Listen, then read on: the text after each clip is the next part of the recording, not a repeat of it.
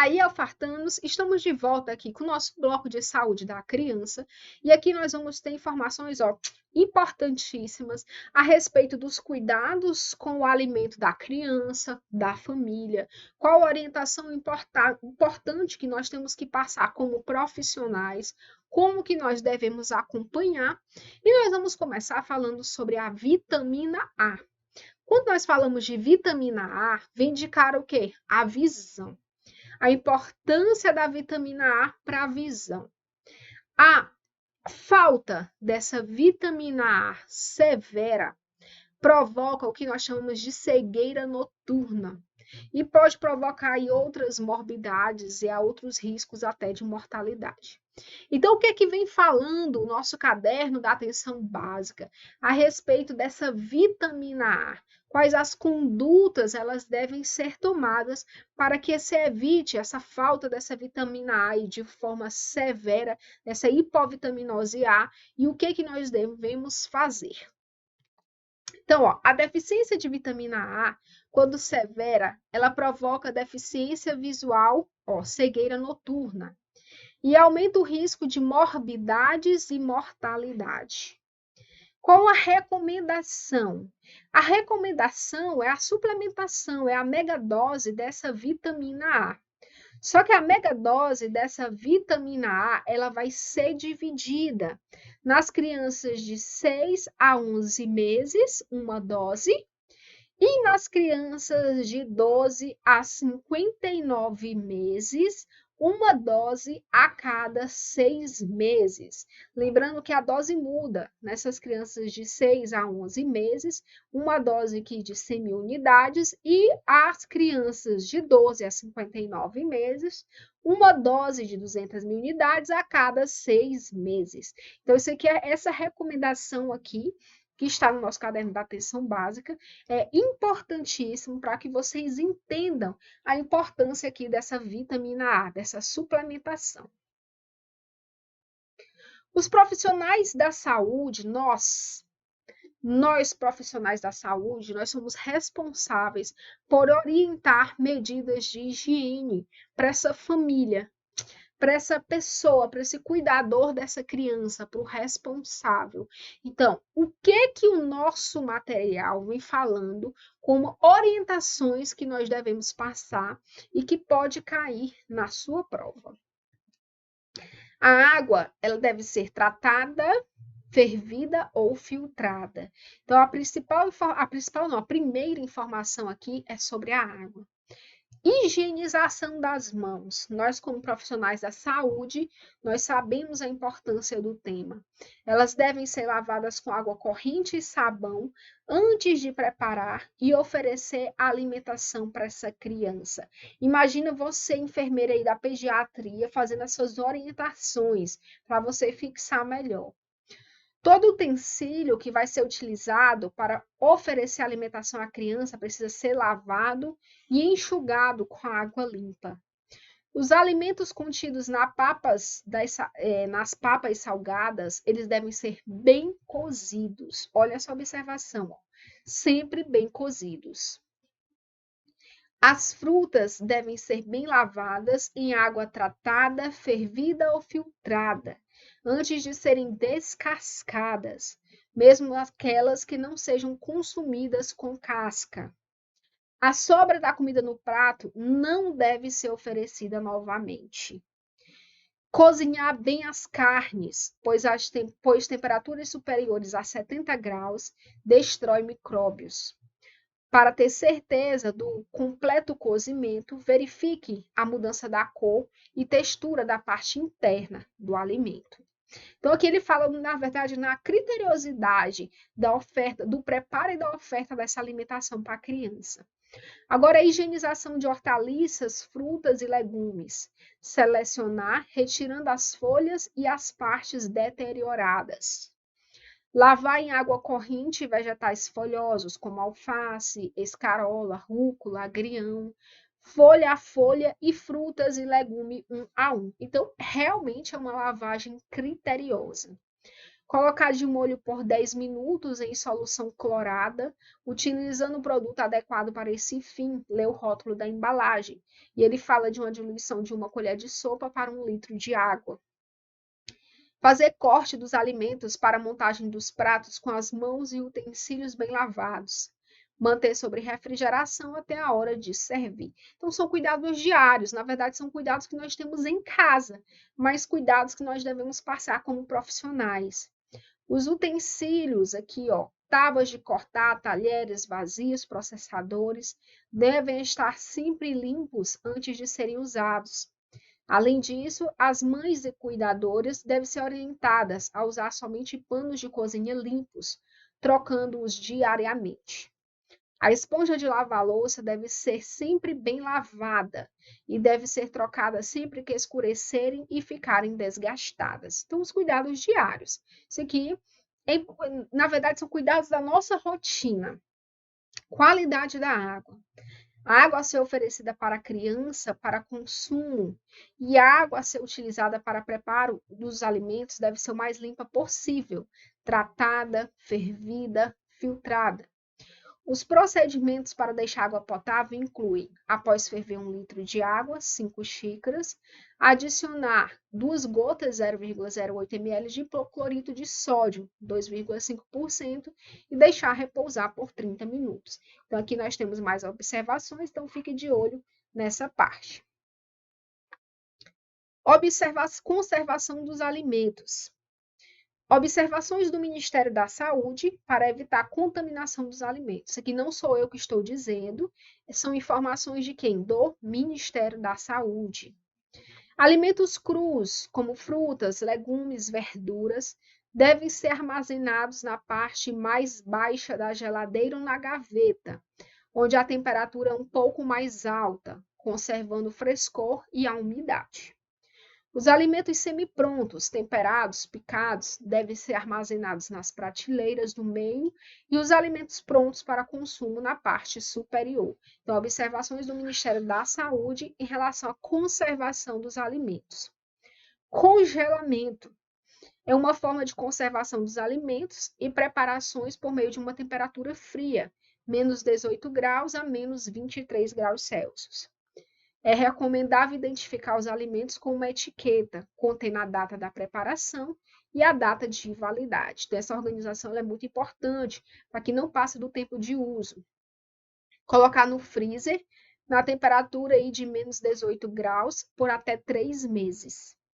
Nunca recongelar os alimentos que já foram congelados, prontos para consumo. Alimentos não recomendados. Então, o que não vai ser recomendado para essa criança? Açúcar, enlatados, refrigerantes, balas, salgadinhos, biscoitos recheados.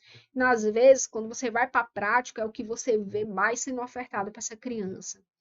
E outros alimentos com grande quantidade de açúcar, gordura e corantes. Eles devem ser evitados, principalmente nos primeiros anos de vida.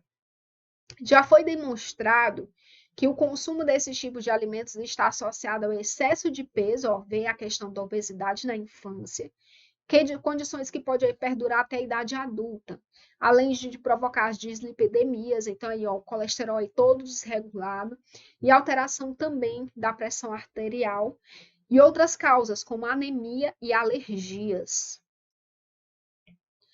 Alergias e intolerâncias alimentares. As reações adversas aos alimentos podem ser causadas por mecanismos imunológicos, alergia ou hipersensibilidade alimentar, ou não imunológicos.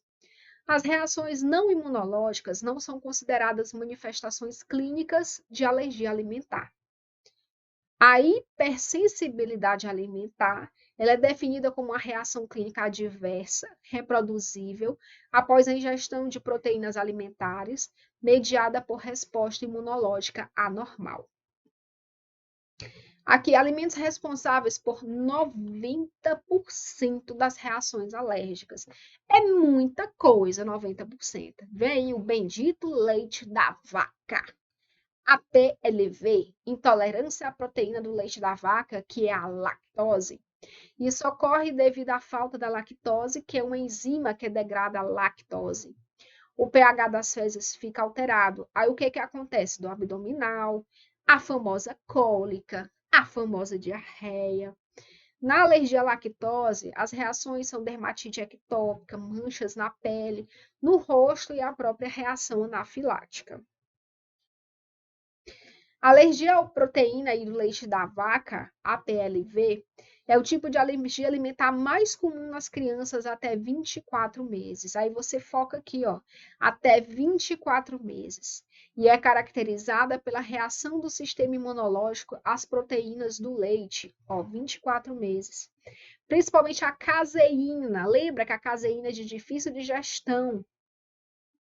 E as proteínas do soro, que é a alfa-lactoalbumina e a beta-lactoglobulina. Alimentos responsáveis por 90% de reações alérgicas: ovo, amendoim, soja, nozes, trigo, peixes e crustáceos. Eu que estou dizendo? Não. Estudos evidenciam. Diagnóstico das alergias. O que é que vai ser observado? A frequência dessas reações, a reprodutividade e época da última reação, o tempo entre a ingestão do alimento e o aparecimento do sintoma. Ah, ela comeu ovo ontem, comeu ovo antes de ontem. Influência de fatores externos no aparecimento desses sintomas. Diário alimentar associado aos sinais e sintomas, o que, quando e quando comeu e o que apresentou quando comeu.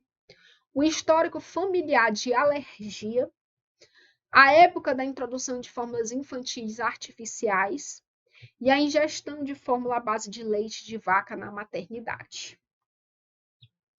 Ações do serviço de saúde que podem fortalecer a nutrição. Então, muito cuidado aqui. Aleitamento materno exclusivo até 6 meses. E a introdução de alimentos complementares após 6 meses. Mantendo esse aleitamento materno por 2 anos ou mais. Você pode até manter esse aleitamento por mais de 2 anos. Ações de prevenção de anemia, a hipovitaminose A, com a suplementação de ferro e de vitamina A. Avaliação do estado nutricional e do consumo alimentar das crianças no âmbito da vigilância alimentar e nutricional. Então, na verdade, o que é que ele quer? O que ele quer é que toda oportunidade que você tenha com essa criança ela seja avaliada. Por exemplo, na infância, a criança ela faz várias visitas na sala de vacina, várias visitas. Então, a cada visita dessa, aproveitar a oportunidade para avaliar o desenvolvimento dessa criança, avaliar o peso, a altura dessa criança, conversar sobre como está a ingestão alimentar dessa criança, a introdução alimentar, possíveis intercorrências que essa criança esteja apresentando, queixas. Então, aproveitar esse momento para essa conversa, aqui para esse acompanhamento do profissional nesse período tão importante que é esse crescimento da criança em relação à sua alimentação, em relação ao seu desenvolvimento físico, intelectual e tudo mais. O acompanhamento dos indicadores do estado nutricional e dos padrões de consumo ao longo dos anos. Aqui vem os 10 passos para a alimentação saudável, segundo aqui o nosso material. Quer dar somente o leite materno é o primeiro passo até 6 meses, sem oferecer água, chá ou qualquer outro tipo de alimento. Passo 2, a partir dos 6 meses, introduzir de forma lenta e gradual, outros alimentos, mantendo esse leite materno até 2 anos de idade. Passo 3, após 6 meses, dá alimentos complementares. Aí ele cita cereais, tubérculos, carnes, leguminosas, frutas, legumes, 3 vezes ao dia, se a criança receber leite materno. E 5 vezes ao dia, se tiver desmamada. Então, muita atenção a essa observação, se ela mama ou não mama. Passo 4. A alimentação complementar deve ser oferecida de acordo com os horários de refeição da família. Essa criança ela tem que começar a se adaptar a essa refeição da família, com intervalos regulares e de forma a respeitar o apetite da criança. O que é muito comum? É muito comum a mãe, ela só fica satisfeita quando o prato do menino está vazio, não tem nada, nada, nada. Mas o que é que o nosso material diz? Quais são as orientações? Que tem que respeitar o limite da criança, tem que respeitar a saciedade da criança. Nem sempre o prato vazio vai ser sinal de saúde para essa criança. E isso entra muito a parte de orientação profissional. Esse entendimento aqui que você tem que fazer para essa mãe ou responsável. Passo 5, alimentação complementar deve ser espessa desde o início e oferecida de colher. Começar com consistência pastosa, papas e purês, e gradativamente aumentar a consistência até chegar à alimentação da família. Passo 6, oferecer à criança alimentos diferentes ao dia. Uma alimentação variada é uma alimentação colorida. Passo 7, estimular o consumo diário de frutas, verduras e legumes nas refeições. Passo 8, evitar açúcar, café, enlatados, frituras, refrigerantes, balas, salgadinhos e outras guloseimas nos primeiros anos de vida. Usar sal com moderação. Passo 9, cuidar da higiene no preparo e manuseio dos alimentos, que nós vimos muito no início desse módulo. Garantir o seu armazenamento e conservação adequados. Passo 10, estimular a criança doente e convalescente a se alimentar, oferecendo a sua alimentação habitual e seus alimentos preferidos, respeitando a sua aceitação. Agora, uma coisa muito comum e que nós citamos muito, nós citamos aí em relação à obesidade na infância. A obesidade na infância ela está sendo favorecida por uma alimentação, uma introdução alimentar inadequada, às vezes por falta de conhecimento, por falta de orientação, e também ao que o mundo oferece. Nós temos aí hoje o vício de tela. Então, a criança que ela não sabe, ela não consegue nem sentar para se alimentar com a família, mas ela se alimenta com o celular na mão, assistindo a TV, em frente ao computador. Então, tudo isso está sendo levantado aqui como causas dessa obesidade infantil. Então, ela não mastiga direito, ela não tem noção do que ela está comendo, alimentação rápida, porque ela, ou então consumo realmente de guloseimas que está favorecendo muito, e esse vício dessa criança, vício da criança em relação às telas, porque ele deixa de brincar, ele deixa de gastar caloria brincando como antigamente, e ele fica aqui na frente do celular, do computador e etc. Então, como prevenir essa obesidade na infância? Respeitando os horários das refeições, reduzindo o consumo de gordura e açúcar, aumentando o consumo de frutas e cereais, evitando refrigerante, evitar comer na frente da TV, foi o exemplo que eu dei, diminuir a porção do alimento, respeitar a saciedade da criança. Aumento do gasto energético, estimular a educação física, a redução do comportamento sedentário dessa criança, tirar ele da frente da TV, do celular, criar atividades de lazer, pegar a bike dele, pedalar, promover atividades familiares. Tratamento da desnutrição. Agora, o oposto da obesidade, nós temos aqui a desnutrição. Aqui nós não vamos focar no bloco específico falando dos tipos de desnutrição, que nós vamos ver isso lá na frente. Mas aqui, de uma forma geral, para você ter essa visão das problemáticas da faca de dois gumes que envolve essa alimentação. Então, obesidade e desnutrição. Então, vamos ver o que o material fala. Magreza ou peso baixo para a idade para crianças menores de 2 anos. Então, foca aqui, menores de 2 anos. Investigue possíveis causas, como atenção especial para o desmame, com atenção especial para esse desmame. Oriente a mãe sobre a alimentação complementar adequada para a idade, pode estar oferecendo de forma errada. Se a criança não ganhar peso, solicite seu acompanhamento aqui pela equipe do NASF, se tal possibilidade estiver disponível, né, essa equipe de apoio. Oriente o retorno da criança no intervalo máximo de 15 dias. Então, isso aqui já é tua conduta como profissional de uma forma geral. Magreza ou baixo peso para crianças aqui maiores de 2 anos. Investigue possíveis causas, como atenção especial à alimentação, para as intercorrências infecciosas, os cuidados com a criança, o afeto, a higiene, trate as intercorrências clínicas, se houver, solicite acompanhamento da criança aí pelo NASF, se tal possibilidade estiver disponível, encaminhe a criança para o serviço social, se isso for necessário, e oriente a família para que a criança realize nova consulta com intervalo máximo de 15 dias. Objetivos desse tratamento: recuperar o estado nutricional da criança, normalizar as alterações orgânicas ocasionadas pela desnutrição, promover o crescimento, no caso de crianças, e o ganho de peso. Condutas: criança com desnutrição grave deverão ser imediatamente encaminhadas para internação devido à sua maior suscetibilidade a complicações graves e risco de morte. Manual do Ministério da Saúde de 2005 aborda o tratamento da desnutrição grave. Crianças com desnutrição grave, leve ou moderada deverão ser tratadas pela equipe de saúde. Crianças com ganho de peso insuficiente deverão ser investigadas para identificação da causa e tratadas pela equipe de saúde.